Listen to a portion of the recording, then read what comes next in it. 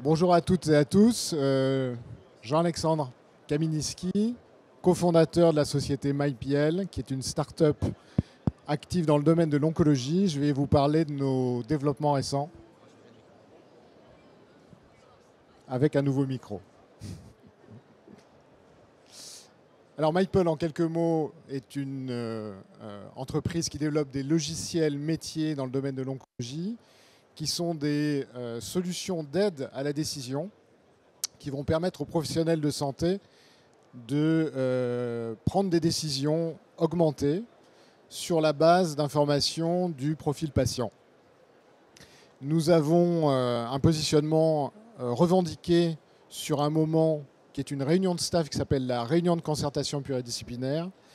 Et durant cette réunion, on peut bien sûr comprendre qu'il est important de posséder des informations qualifiées, des informations qui ont été validées par les différents professionnels de santé, dans la perspective de pouvoir prendre les meilleures décisions justement thérapeutiques pour les patients qui sont atteints d'un cancer.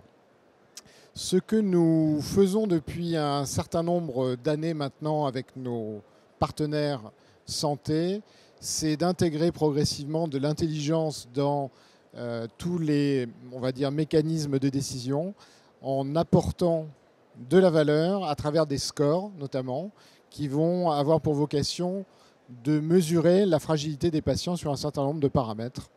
Et c'est notamment des sujets qui vont intéresser des patients qui sont âgés et qui vont connaître dans leur profil patient beaucoup de problèmes de santé par ailleurs, en plus de leur cancer, beaucoup de comorbidités, beaucoup de traitements. Et donc c'est important de savoir s'ils vont être en capacité de poursuivre un traitement sur la durée. Alors, comment nous travaillons aujourd'hui ? Nous exploitons naturellement beaucoup d'informations qui sont déjà préexistantes au niveau des systèmes d'information de l'hôpital. Il se trouve que d'un point de vue, on va dire, vie réelle, par rapport à ce que nous rencontrons, nous n'avons pas accès à l'ensemble de ces informations structurées. Et du coup, l'expertise de l'entreprise au fil des années a été justement de développer des bases structurées. Et nous appuyons pour cela notamment sur les briques technologiques d'Intersystem et en particulier Iris Data Platform pour garantir une scalabilité, une qualité de remontée des informations voilà, dans nos dashboards. Ce qui nous intéresse, vous pouvez bien sûr le comprendre, c'est d'arriver à obtenir un profil patient qui est complet. C'est pour ça qu'on parle aujourd'hui d'une approche holistique. Quand on parle de complétude, c'est sur des sujets de données de vie réelle, sur des sujets de séquençage génomique et de leurs résultats, sur des sujets donc très variés. Nous voulons que ces données soient structurées et qu'elles soient naturellement qualifiées.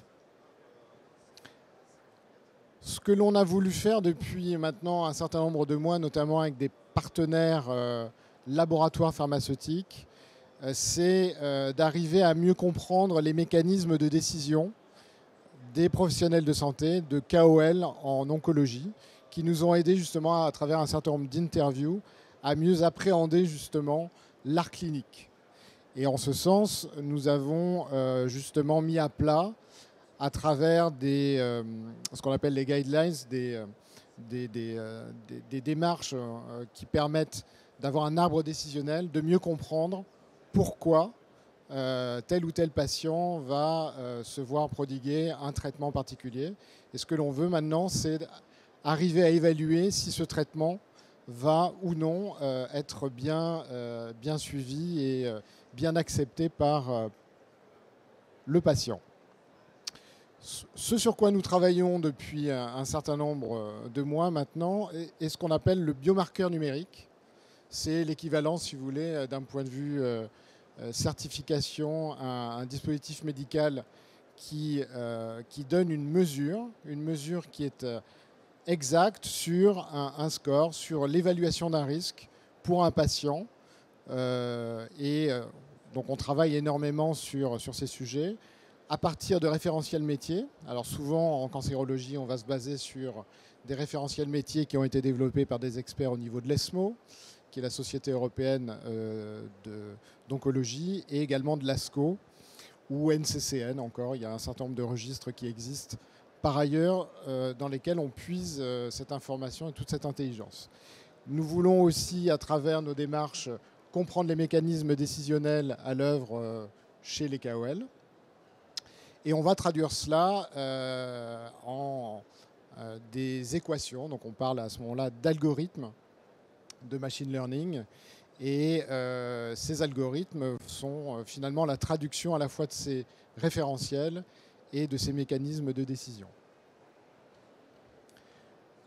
L'expression de nos développements, en fait, se réalise à plusieurs niveaux. Donc, si on regarde le parcours de soins du patient en cancérologie, qui va du diagnostic jusqu'à l'évaluation à la suite des traitements thérapeutiques, on va être sur une analyse assez fine en amont, avant même que le traitement n'intervienne, une analyse qui va permettre de déterminer quel est le risque d'un patient sur un certain nombre de paramètres. Donc cette préévaluation du risque est inclue dans les algorithmes que nous développons et va donner un score. Et à partir de ce score, lorsque le patient va arriver en RCP, il va y avoir une alerte auprès des professionnels de soins pour que finalement les décisions qu'ils vont prendre en RCP soient, on va dire, en quelque sorte améliorées sur la base de cette information-là. Et puis, dans le cadre de la coordination des soins, après cette réunion de concertation pluridisciplinaire, quand le patient va bénéficier... Pardon, je ne sais pas si vous m'entendez. Donc, quand on va être sur un suivi longitudinal du patient dans le cadre de ces traitements, ce qui va nous intéresser, c'est justement de prévenir un certain nombre de risques. Et donc, on va mesurer à travers des informations déclaratives sur des symptômes ou des informations qui vont découler de paramètres qui sont remontés par des dispositifs médicaux. On parle d'IoT dans ces cas-là. On va justement affiner ce score qu'on a préétabli et on va, le cas échéant, venir proposer aux patients ce que l'on appelle des soins de support qui vont permettre de faire tenir ce patient le plus longtemps possible avec les traitements pour augmenter la qualité des soins. Voilà un exemple des développements récents que nous avons réalisés. Je vais maintenant vous parler en termes de bénéfices pour les professionnels de santé de ce que nous apportons. Donc ça, ce sont des analyses de performance que nous sommes en train actuellement de recueillir à travers les différentes études observationnelles que nous poursuivons.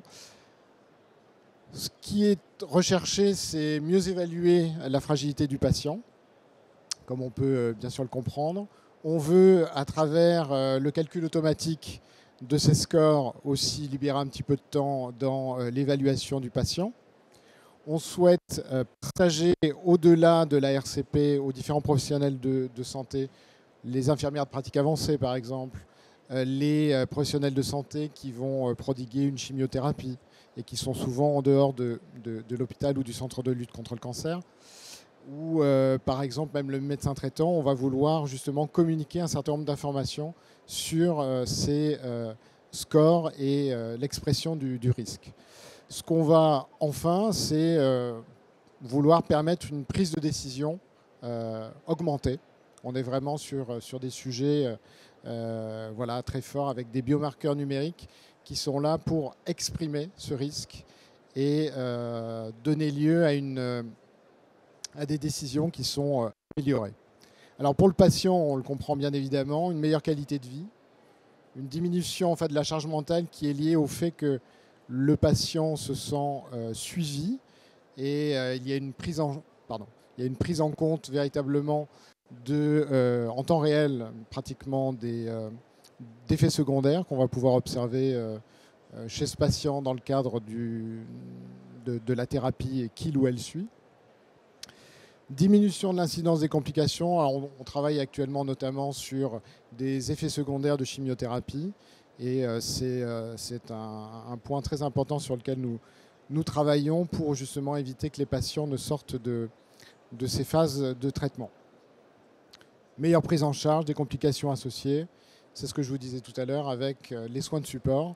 Et ces soins de support sont là précisément pour accompagner ce patient dans le cadre des thérapies qu'on leur prodigue.